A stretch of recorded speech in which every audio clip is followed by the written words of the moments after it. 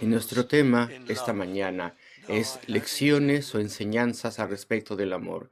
Y bueno, tenía la intención de que usásemos un texto que fuera adecuado para el año nuevo, para el primer domingo del año. Sin embargo, al estar mirando este pasaje, me pareció obvio que al continuar con nuestra serie de estudios, nos llevaría o llegaríamos a un pasaje que es notablemente aplicable a este primer domingo del año. Entonces, por eso vamos a estudiar estos últimos versículos del Evangelio, del capítulo 14 del Evangelio de Juan. Pero quiero que vayamos al versículo 23. Hay una razón importante, la voy a explicar en un momento. Respondió Jesús y le dijo a Judas, no al Iscariote, el que me ama, mi palabra guardará. Y mi Padre le amará, y vendremos a él, y haremos morada con él. El que no me ama, no guarda mis palabras. La palabra que habéis oído no es mía, sino del Padre que me envió.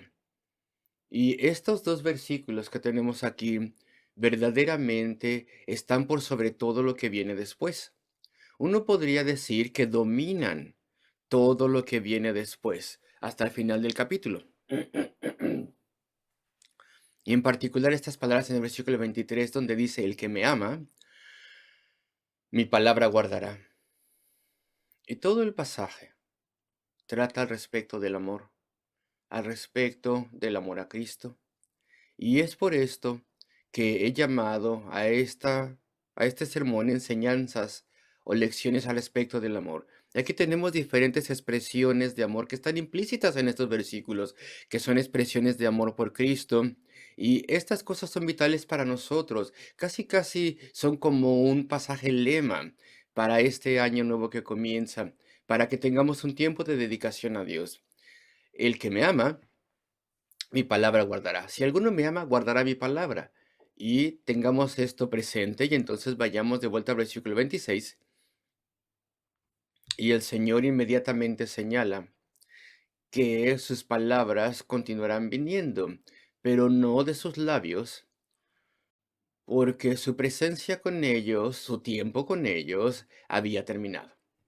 Y ahora Él sufriría, Él moriría, Él se levantaría de los muertos una vez más para poder ir al cielo y para poder retomar su posición a la diestra de Dios el Padre, como la segunda persona gloriosa de la eternidad reinante en el cielo, igual al Padre, igual al Espíritu. Él ya no estaría en la tierra entonces para poder instruirles de forma personal, pero más instrucción vendría de Él a través del Espíritu Santo. Versículo 26. Mas el consolador, o el abogado, o el ayudador, así se puede traducir también, el Espíritu Santo, a quien el Padre enviará en mi nombre, en lugar de Cristo. Él os enseñará todas las cosas, y Él os recordará todo lo que yo os he dicho. Entonces, el primer punto es el siguiente. El amor. Acuérdense que aquí tenemos enseñanzas o lecciones del amor, enseñanzas al respecto del amor, y hay varias implícitas en el pasaje. Entonces, el primer punto es que el amor aprende. Aprende. Acuérdense que todo gira alrededor del versículo 23. El que me ama, o si alguno me ama, mi palabra guardará. O si alguno me ama, guardará mi palabra. Y el Espíritu Santo, el Consolador, Él os enseñará todas las cosas y os recordará todo lo que yo os he dicho. Y el versículo 26 frecuentemente es llamado el versículo de la frase doble que dice todo. Porque esto aparece aquí dos veces.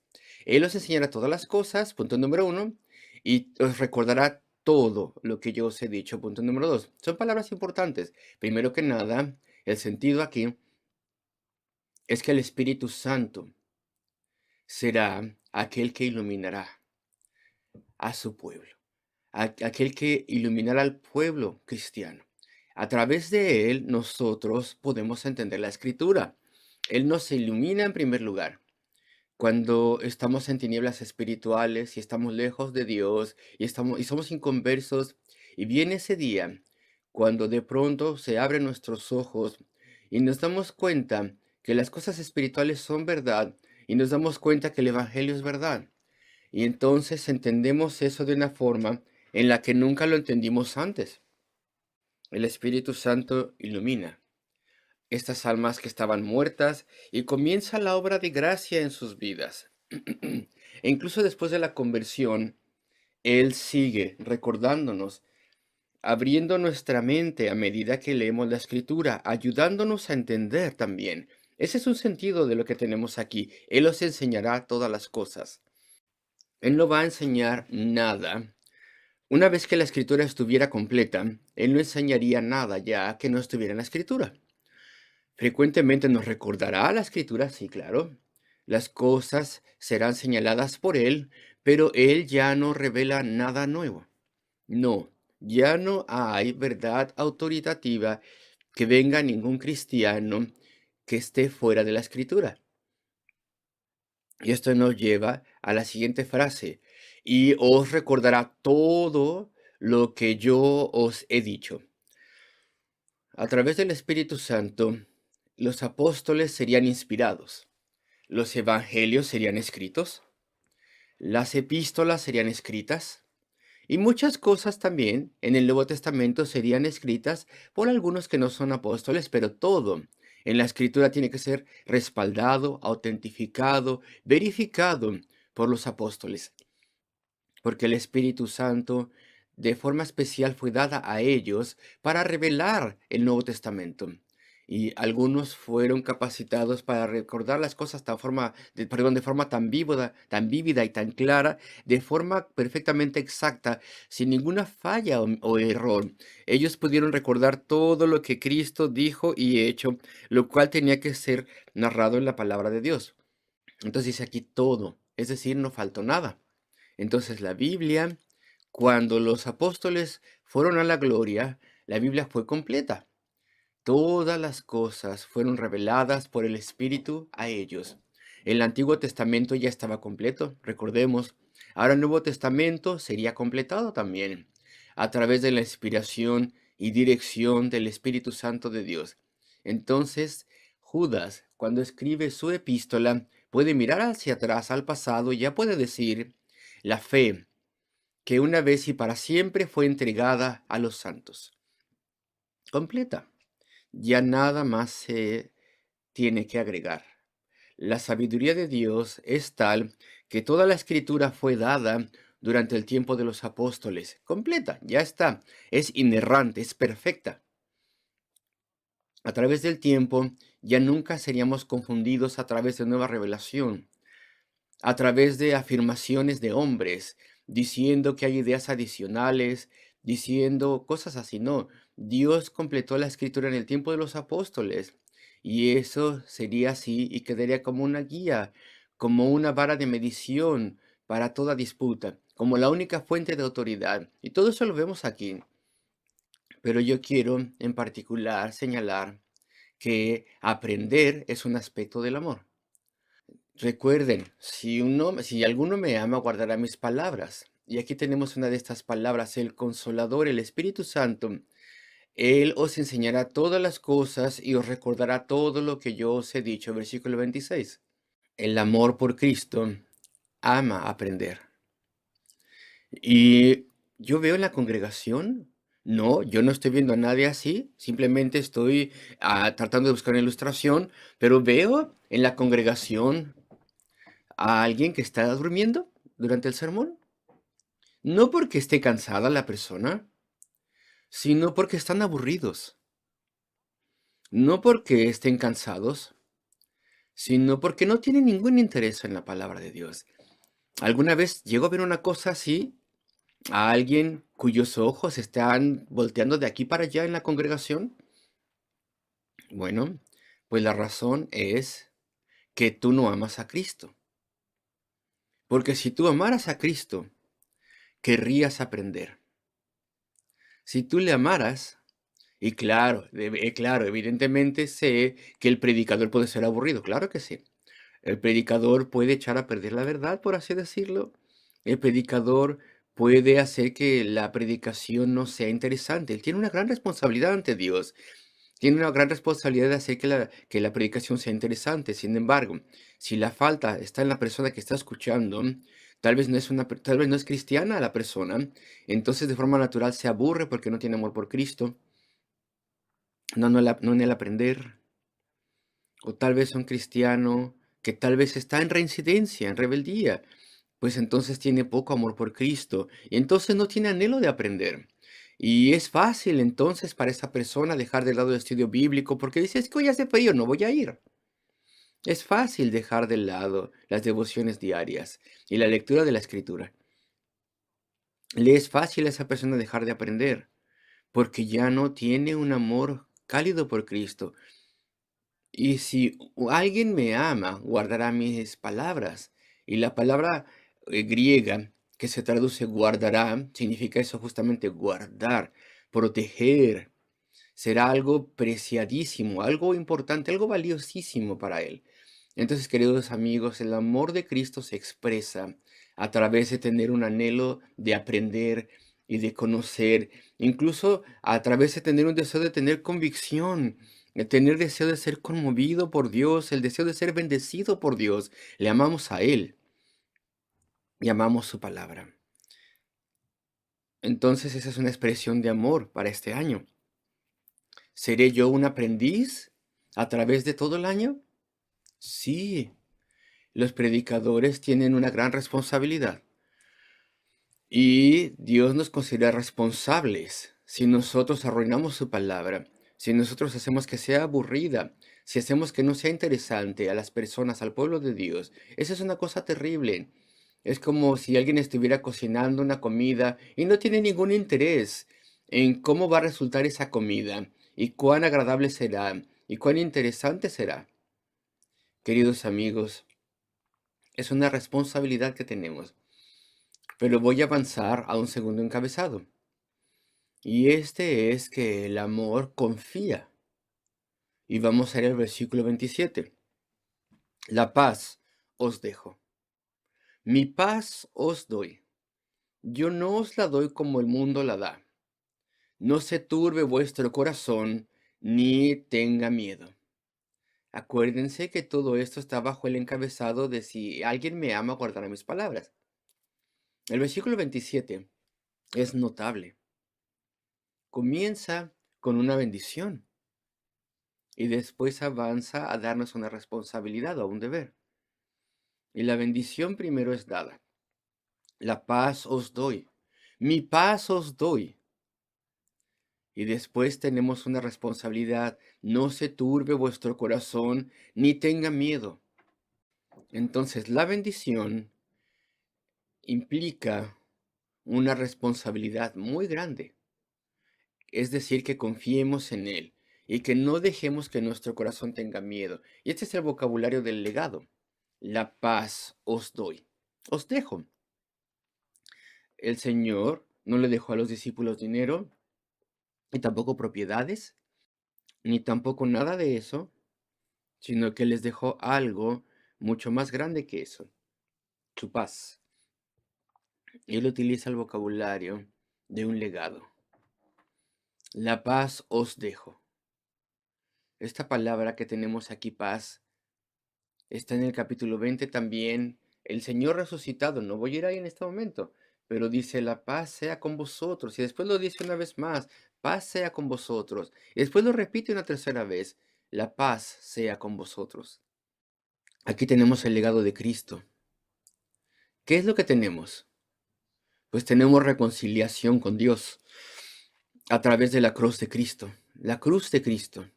Él vino, Él sufrió y murió por sus discípulos y por todo su pueblo, de modo que ellos pudieran ser reconciliados con Dios. Esa es la paz, la reconciliación con Dios. Piensa respecto de eso, querido amigo. ¿Qué es lo que tú tienes? ¿Tierra? ¿Muchas casas? ¿Riqueza? ¿Qué es lo que tú tienes? ¿Qué posees? ¿Educación tal vez que puede ganarte la vida? ¿Todo tipo de cosas? algo que está muy por encima de eso, pues tengo reconciliación con Dios, con mi Dios. Puedo orar con Él, puedo clamar a Él, puedo recibir sus bendiciones de lo alto, puedo caminar con Él, puedo vivir con Él para siempre.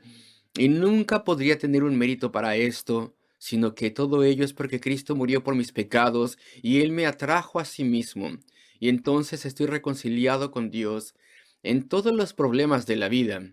A medida que se aparecen en la vida, hay algo que está muy por encima de todos ellos. Yo tengo reconciliación con mi Dios. Yo le conozco y camino con Él. Y Él conoce todo de mí. Eso es lo primero. Lo primero es que tienes un resultado ciertísimo en la vida. Mi paz os doy. ¿Y qué es la paz de Cristo? Bueno, pues tengo resultados certeros. Sé cómo todo resultará, porque todas las cosas obran para bien para aquellos que aman a Dios. ¿Qué es lo que significa eso? ¿Qué es este bien que yo recibo de Dios? Bueno, pues es mi bien espiritual y eterno. No importa lo que suceda, no importa lo que pase, Dios se encargará de que mi bien espiritual y eterno no sea dañado y que sea preservado y que yo pueda ser sostenido y que todo eso esté disponible para mí. Las más grandes cosas, mi bien espiritual y eterno están a salvo y están guardados y están protegidos en las manos de mi Salvador. Ese es el bien que habla allí. Todo obra para bien, todo lo que es bien eterno y espiritual. Todo obra para bien. Bueno, y no todo, o no todo obra para bien para mi bien espiritual, para mi bien material, perdón. Porque lo que es bueno para mí, de forma espiritual y eterna, es que yo sea destetado de los bienes materiales. Así que siempre en tu mente inserta esas palabras en ese versículo, todo obra para bien, para nuestro bien espiritual y nuestro bien eterno. Recuérdalo, esa es la paz de Dios. Esa es la más grande paz en el mundo.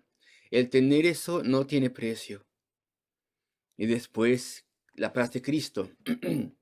La paz de Cristo incluye un sentido de certeza que Él nos da, que Él imparte a todos los que le aman y a todos los que vienen a Él. La paz. La paz os dejo, versículo 27. Mi paz os doy.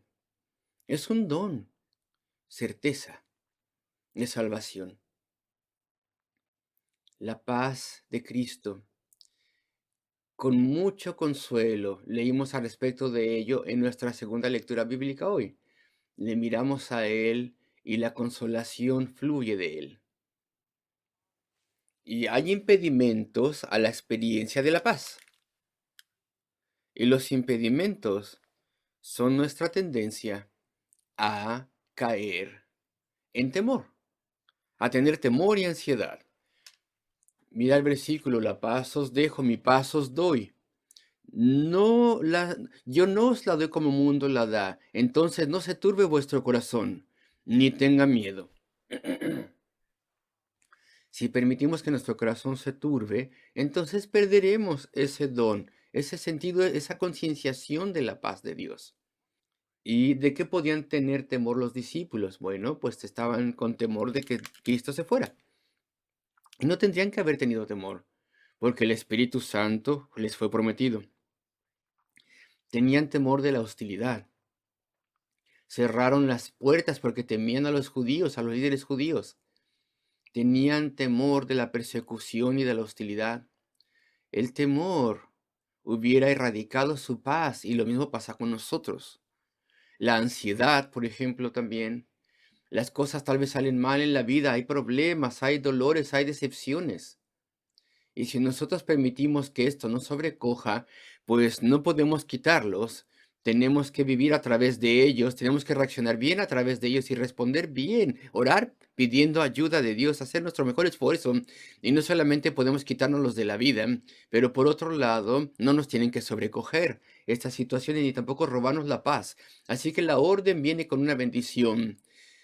No se turbe vuestro corazón, no permitas que esto pase. Acuérdate de las promesas, acuérdate de tu bienaventuranza.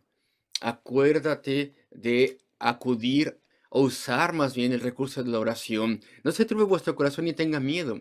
Si Satanás viene y te tienta y te dice que tú en absoluto puedes ser salvo y te roba tu certeza y te pone a dudar, no le hagas caso, no permitas que eso pase. Ora a Dios, pide que te ayude. Consuélate con las promesas de Dios. Acuérdate de tu testimonio, de salvación.